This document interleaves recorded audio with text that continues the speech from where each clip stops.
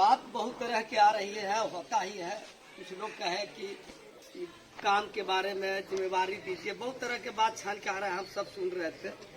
लेकिन हमको कहना है कि जब शादियां होती है, शहनाई बजता है, तो कोई गारंटी नहीं कि पोते नाती होगा। वो अभी नहीं सोचना है हमको, सोचना सिर्फ है कि खाली विश्वनाथ बाबू को जिताने का काम। जब जीतेंगे कल ही पूछ देंगे, और जब यही नहीं जीतेंगे तो ही देंगे क्या। अब बात रही कि जो वर्तमान है कुमार जी यहाँ उसका सौंदर्यकरण बढ़िया आधा काम बाकी है। यह कहें कि जो उसमें हम काम करेंगे और हमारा महापुरुष जो ज्योतिबा फुले, सावित्रीबाई फुले जो हम मनाते हैं उसका स्टैच्यू वगैरह जगह जगह पर करें। रात भर हम लोग जो है जो ये जमाना व्हाट्सएप और फेसबुक का जमाना नहीं था, हम लोग दीवाल हम लोग है जो रात भर उनके नेतृत्व में दीवाल है जो दीवाल लेखन है जो चलता था, तो वह मैंने उन्हीं के नेतृत्व में भाजपा मान एक ऐसी पार्टी इसका निर्माण शहीद से हुआ मास्टर जगदीश, मैंने इस इलाका के लोग मतलब पुराने लोग जानते होंगे है ना, तो हमारे जो MLC शशि यादव है और भगवान सिंह कुशवाहा के एक ही जगह फ्लैट है, ये 67 और 69। राजगीर विधानसभा के आप तमाम मतदातागण और नेता सारे लोगों का हम कुशवाहा की गरिमा बिहार प्रदेश की ओर से अभिवादन करते हैं। बहुत सारी बातें, व्यवहारिक बातें आ गई, उसमें मैं एक चीज बताना चाहता हूं। जब से मैंने जन्म लिया है तब से मैंने देखा है कि सतदेव आर्जा ही लगभग विधायक रहे हैं। बीच में एक बार चंद्रदेव प्रसाद हिमांशु हुए थे और रवि ज्योति हुए, उसके बाद में सतदेव आर्जा जी के बाद में उनके बेटे हुए एक बार और फिर से वो आ रहे हैं। तो क्या यह वंशवाद नहीं है? ये क्या वंशवाद नहीं है?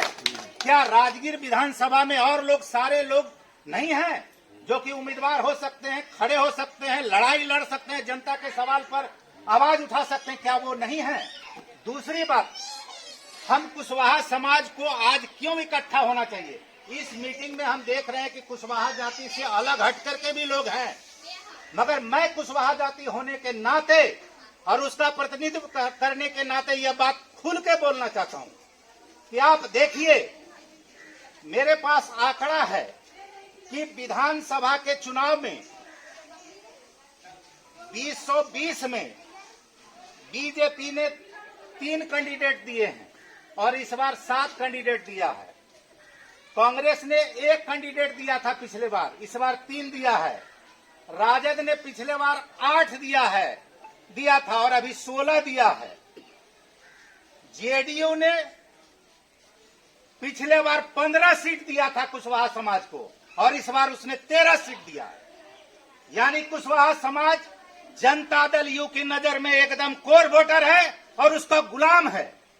और इसलिए इसी के सांसद जब चुनाव जीते मधुबनी में देवेश चंद्र ठाकुर, उन्होंने कहा कि कुशवाहा जाति का हम काम नहीं करेंगे। इसका मतलब है कि जेडीयू की नजर में हमारी हैसियत, कुशवाहा समाज की हैसियत 0 है और इसको दिखाने की जरूरत है। और इसके लिए हम कुशवाहा समाज के लोगों को एकजुट होने की जरूरत है और जेडीयू के जहां भी प्रतिनिधि हैं उसको हराने के लिए जरूरत है।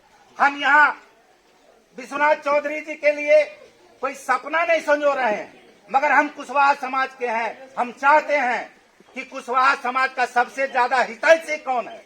इस बार के विधानसभा के चुनाव में माले ने 20 सीट पर अपने उम्मीदवार खड़ा किया, जिसमें 5 कुशवाहा समाज के लोगों को दिया है। अब इस आधार पर आप प्रतिनिधित्व पर देखिए कि कुशवाहा समाज का कौन हितैषी है। इसलिए हम चाहते हैं कि कुशवाहा समाज के लोग माले के लोगों को जिताएं और ये काम भोजपुर में सुदामा प्रसाद को जिताने का काम किया था लोगों ने, और यही जरूरत है कुशवाहा समाज को। और इस बात ताराकट नहीं, आरा में पूरे कुशवाहा समाज संगठित होकर के सुदामा प्रसाद को जिताने का काम किए हैं। उसी तरह से उसी इतिहास को दोहराने की जरूरत है।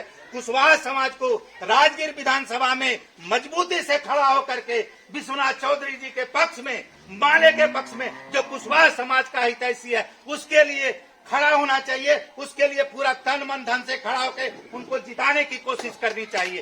धन्यवाद। इसी बात